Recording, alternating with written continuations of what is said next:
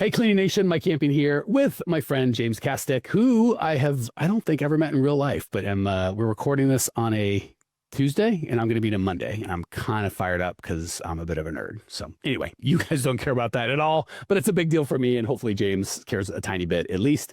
The reason James is here is he has just had some super, super sexy results in our program. The goal of this isn't to talk about how great we are, because you guys already know that. It's to talk about how great James is. And I just think there's a lot of you out there that will resonate with where he was and where he is.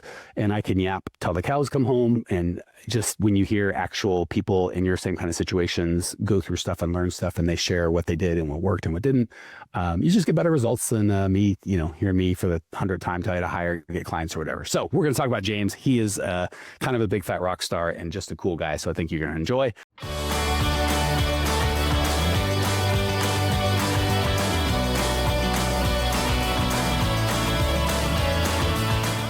Cleaning Nation, this is part 1 in a 2-part episode. Stay tuned for the next episode for part 2.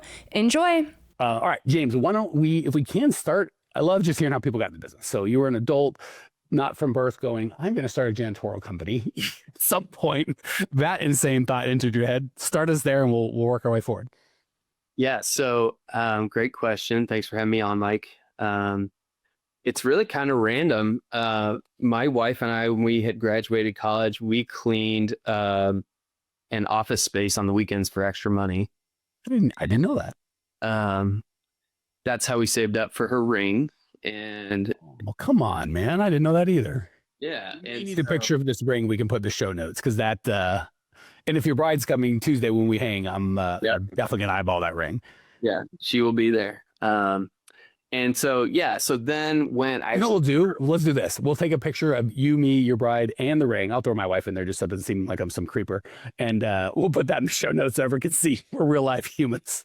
Right. And we actually did get to hang out as long as travel goes well. Yeah. And then so went into kind of sales in my early 20s. And I worked for a company. How old are you, by the way? So those of you that are just joining on podcast, I'm old and look like a catcher's mitt. James is young and good looking. How old are you, man? I just turned 37. Good, dang it. So now I was thinking like 29, like dude is much better looking than me and I'm a little angry. So James isn't young. He's completely middle age, but if you want to check us on YouTube, he looks solid late 20s, early 30s, but apparently he's an old man. Very, very kind of you. Thank you, Mike. Call him like Rusty. And I'm not even, you're not my cup of tea. I'm going for the ladies. So what I said, I got no ulterior motives, my man. Yeah, I appreciate it. My knee hurts though, so I am starting to feel old. Welcome to old age, buddy. I worked for a company called Angie's List when I was 24, 25, and I became fascinated with service businesses. Long story short, I got really bored with that job. I got really good at sales though. And then went on to do Christian ministry full-time for 7 years. Then we've known each other this long. I got to do a goddamn podcast to find out like all these wildly interesting details. Keep going, man. Yeah. So then after that, I felt like my time had kind of been good to do that for my full-time job. So I would say I'm involved in that kind of stuff, but really wanted to get my own thing going as far as a business. Started another business. It did not go terrible, but I would say it's a moderate failure, but it got us to starting a cleaning business. And I saw that you could potentially start one without really ever cleaning. And I had never thought about that, but I liked the service business model and the recurring model of cleaning houses. And I was like, to my wife, we need to start a cleaning business. And she was like, no. I was giving her credit of going, what? And you're like, no. I didn't get the what. I got the just flat out, not on my watch. Yeah. So we started that. Anyway, I somehow convinced her to. I love that segue. She said no. So we started a cleaning business. Oh, okay. Got to be able to be like, hey, I think this would actually be way better than what we're currently doing. And here are the reasons, going back to we used to clean an office on the weekends and I was just like, Tori, it's just not that complicated. Which is adorable. If you have a picture of the two of you like cleaning or in your little uniforms, were you dating or newlyweds? We were, Must have been dating because you used it to save up for the ring. yeah, not even engaged yet. So we're just, Oh my gosh, I would give you $100 cash for that picture just because I think it's going to be adorable. well, I don't even know if we have a picture. If you do, let me know. I'd love to see. And by the way, I'm lying. My wife will give you $100 cash. I have no money, but if you tell her I told you to give her $100, she would do that because we have that kind of relationship. But I'd love to see that picture. We'll definitely put it in the show notes, and I just personally would love to see it. Okay, so when did you? You said you're 39, 37? Yeah, I just turned 37 on. Just turned 37. And when did you start the cleaning company? Started it last June, so it's about 11 months old. Know that. I thought it was. All right, I'm learning also, and I think I knew some of this stuff, but I had forgotten. So this isn't even a year old. We'll get to results because James is kicking butt. You're like, why should I listen to this guy? Trust me, we'll get there. He's doing great. So yeah, how did that work out? Like, obviously, I imagine you started semi on your own. Like, how did you start? When did you be like, I need some help? Or walk us through that whole process. Yeah, so I'd started with a different company who's very, very helpful. They got me a website built. They got me kind of like my CRM. They got me a Different coaching companies, what you mean? different coaching company, and they were excellent. And actually, still kind of tied to them in a little bit of a way. But yeah, I got to $10,000 a month in my third month with just their coaching, and Is that without cleaning? and I had cleaned like 3 or 4 times, and I actually found Effectively. yeah, cleaned a handful of times. I was working with subcontractors and just people who had gaps in their schedule who were cleaners. And, I had built a team before, and I just didn't feel like in that model, it was sustainable for us to have a life that wasn't crazy. And, I just saw this opportunity. I think we had gotten to in our 4th or 5th month, like 17,000 in revenue, but we were doing one-time cleans all the time. Everything was crazy. And by the way, I want to make a quick comment because we don't typically talk about other coaching teams here, but I do want to pull this out. We love that you listen. Get hope wherever you need, right? Like if it's us or anyone else, I mean, make sure it's not someone that's a scam or whatever. Just, check reviews and human beings and all that. But I really want to encourage you. We're not everybody's cup of tea, which is great. And I'd much rather you get, if you're like, man, I like what you're saying, and I need some help, but for whatever reason, we don't like it or whatever, cool. Just don't do nothing, right? If you keep doing what you're doing, you almost guarantee you get what you've been getting. So if you want to do something different, grab a coach that works for you. And if that's us, awesome. If that's not us, fine. But you definitely I'm so sold on the whole coaching model. And where if you're like, what's the name of that? Well, I don't want to share the name just because so James can say good things, bad things without me feeling like I'm being negative about anybody else, even though I think he had a pretty good experience. So when you were doing the 10, 20 grand, sounds like you kind of got in your first 6 months, which is really good. Were you making any profit? Were you keeping any? How was that end of it working? My profit was maybe not where I wanted it to be. It was fine, but I was spending a lot of money trying to figure out how do I get more customers and how do I get the right customers.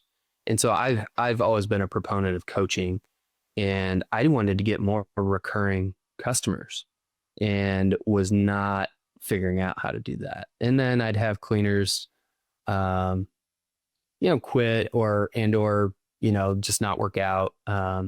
And I don't know, there were a couple of things where I wanted to figure out how do I find my ideal customers, more of those, and how do I get to have team members, whether they are subcontractors or employees, more bought into doing an incredibly excellent job and serving other people. I mean, that was why I wanted a service business, was to do, and I just felt like I was kind of banging my head against the wall to just get that to where I wanted to get it. And it just felt like I was pushing a rock up a hill. And so, sum up, because I want to make sure I'm hearing right and the audience is hearing right, and correct me if I miss any of it. What I'm hearing you saying is you went from 0 to 10 pretty quick and 10 to 20 even pretty quick. So the top line revenue was good, or very good, I think, in the time frame that you said. The bottom line revenue was okay, but not great. But the big frustration is it sounds like the model that you had in place was mercenaries, not missionaries, right? So they weren't really down with your cause, and that sounds like that's not, and I don't want to put words in your mouth, so please correct me if I'm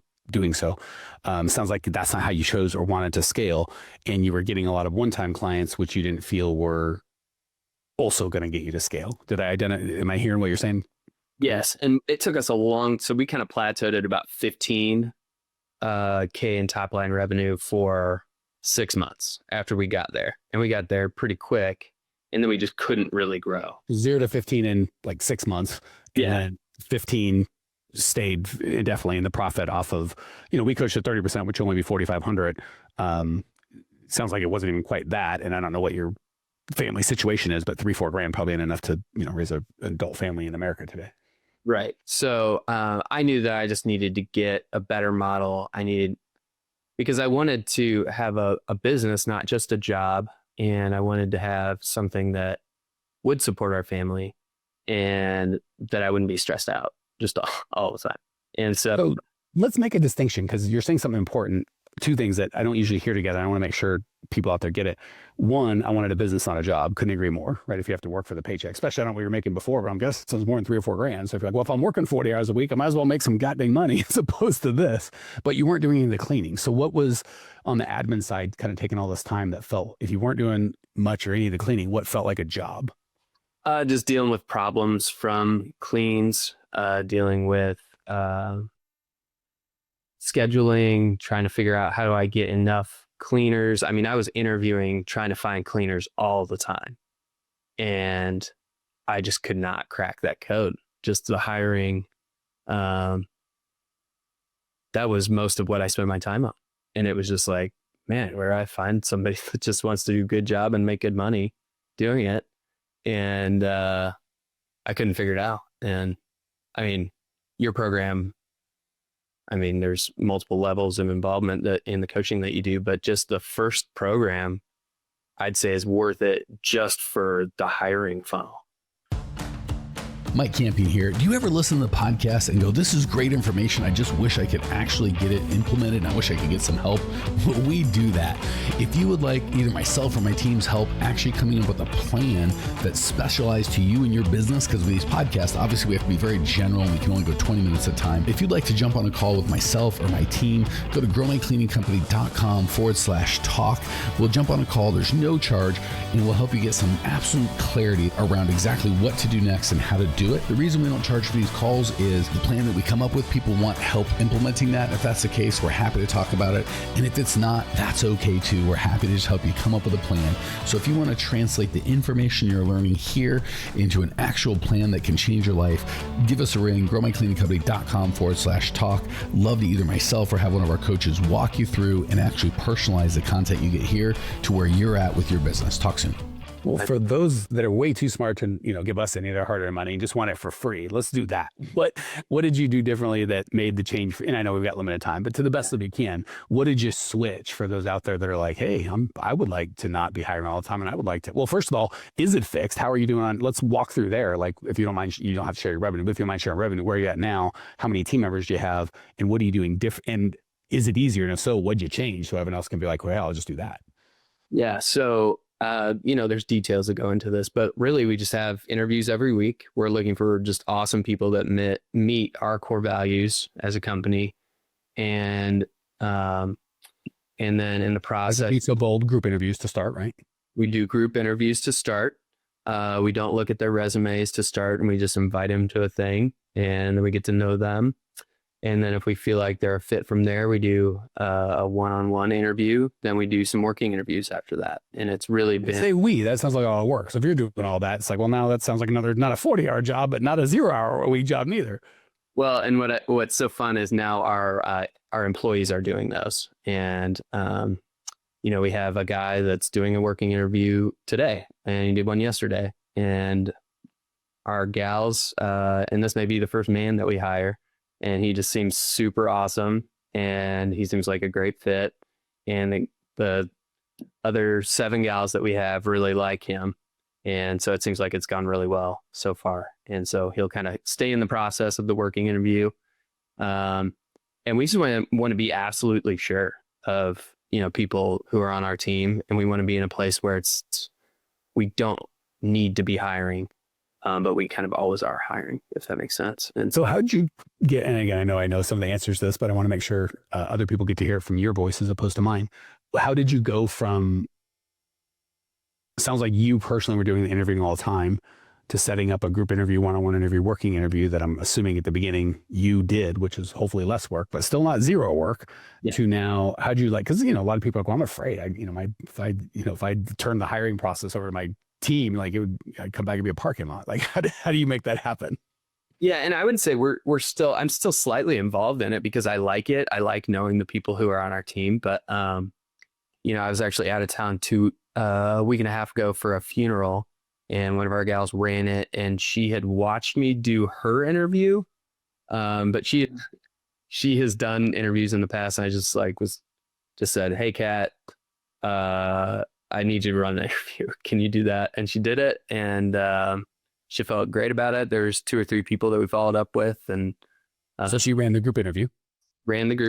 And then now we've got another gal that's going to be doing kind of there'll probably be 2, but right now she does our one-on-one interviews. And then, anyway, we want to have multiple touch points with different people through the process. And then, it's just less for me to do and schedule, so that all really I'm focused on now is sales, making sure people have the supplies that they need, at our group meetings, and just making sure things are going well with, the things are scheduled, and, just overseeing as opposed to just doing all of the little things. That sounds great. My least favorite part about podcasting, make everything sound easy and simple, and you go try to do it. And like, God dang it, this is a lot harder than what it would totally be. So give me the hard part of what you ran into that was tricky, because nothing's bump free. And then what you did to kind of get to, how you figured, or maybe if you haven't figured it out, let me know. We need to talk about that offline. And if you did figure it out, let us know how, so people can maybe skip some of those bumps along the way as well. Yeah. So, really, I feel like with this business, there's not that many moving parts. It's selling the service. I think you say this a lot, Mike, but selling the service, fulfilling the service, and then making sure you got paid for doing the service, right? All the money. And and so, we just had to get the hiring part figured out. Then what was funny was we kind of got that figured out, but then people stopped calling us.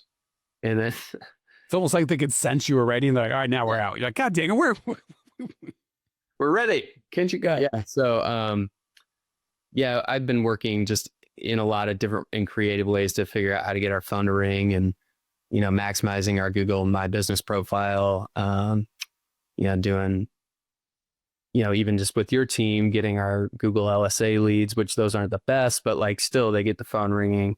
And that wasn't even working for us. That's an easy lever to pull. And, there's a variety of other things that we've been doing to get the phone to ring, but we could go on and on about that. Door hangers and Facebook or meta ads and things like that. But really now we've gotten a lot of organic leads. I don't exactly know how, but I'll take it for as long as we can, that we're not even paying for, because of just sort of maximizing our Google My Business profile, I think. That's the only thing I can probably point towards, because I did work on that. But yeah, now we're growing, and now it's less of a teeter-totter of like, okay, well, now we have the people and now we need the calls, and now it's more balanced. I would say it's probably going to always be, a push and pull there. That's the business, I guess. But so it sounds like now you've always got the phone ringing to a degree, and you've always got employees coming to a degree, and it's supposed to have a light switch on off. It's more of like a dial where like, hey, sometimes I got to dial this up a little. Like, they're never going to be perfect, but am I overstating, or is that how you're feeling? No, that's where I would say we've been for the past like 2 or 3 months, where it's like, okay, now we can fulfill. We have these great people. Now we're getting them to where we want in the hours that they want. And, we just hire people once we need more hours. And so, it's been not the light switch scenario anymore. It's like, okay, these people want their house cleaned. Let's clean their house. Rocket science. Weird. So just like if fulfilling all the people out there going, what's going on? I think I mentioned it earlier. I'd love to end with, if you can just kind of give me an idea of what your hours, quantity and quality were looking like before, what your hours, quantity, and quality are looking like now. And then we know you were kind of stuck at that 15,000 in revenue. If you're okay sharing like what your revenue is now, and then just any two things. Fears you had about, because I think a lot of people are scared, coaching, it takes money and you have to give up time. And what if this and what if that? You've had a couple coaching programs. It sounded like they both worked well. What you did, so kind of before and after, like revenue and time spent in the business or on the business, fears that kind of kept you from getting help if there weren't any. Sounds like if there weren't any, just tell the people I didn't have fears. Maybe you do. That's just not my bag. And then I'll literally open the floor to you of any kind of parting, like, hey, here's I've got an audience. I'm doing real well. Here's what worked for me. Maybe you could give it a try that I think will give them some value. Yeah. So I would say fears in the first business that I mentioned, that's not our cleaning business. I invested tons of money in coaching, and it did not pay off. And I'm not even harder. If you kind of like heard, hey, I should invest in money in coaching, and you did it, and you got spanked, and then to go do it again, that's harder than someone that's never invested in coaching. That's what made you. How'd you get on your horse and not just go? I rode that ride. I don't want to ride it again. Yeah, I mean, I just I grew up playing sports. I like being coached. I understand that I don't know everything too. And I wanted to shorten, because we needed to pay our bills. I was like, okay, well, we got to make this work. So, I signed up for the first coaching program that got me to the 10 to 15. So real quick, because I don't want to, this is a big one. It's really hard. I love your mindset is so aligned with where I would think is like, it's so funny when people are like, the old joke of the CFO going, we can't afford to invest in training our people. What if we spend all this money and they quit? But the owner mentality goes, well, what if we don't invest in training them and they stay? Like there's a difference between owner and kind of CFO mentality. Same thing with, I bought cleaning or I bought coaching and it didn't work. Why would you do it again? You're like, because I didn't have money to pay my bills. Fear mentality, or probably worker bee mentality, would go, so you certainly can't afford to be in coaching. And owner mentality goes, well, who's the most valuable employee? Well, that's me. So if I can't invest in me, what are we even doing? So just the difference in right or wrong, I can't say. Obviously, I share your perspective, but same situation of, I don't have enough money to pay my bills. Most of the population would go, then I can't afford coaching. And then I would say successful type business owners go, so I have to get the coaching. That said, so people don't get bad coaching, I mean, please don't share names. We're not looking to down talk anybody, of course. But what didn't work about it were you not ready for it? Were they a scam? Did they not? So just so people can know what to look for, not look for, and have a good experience in their situation. Hey, Cleaning Nation, if you dug the content you just got, we don't do any ads and I don't sell anything on this podcast, but if you would just subscribe, rate, and review, it would be huge and I'd be so appreciative. Not only is it going to help me, but you'll help other owners of cleaning companies across the world work less, make more, and get profitable. So if you appreciate the value we give, again, subscribe, rate, and review. It would mean the world to me. I'd really appreciate it. And we sure appreciate your time and attention.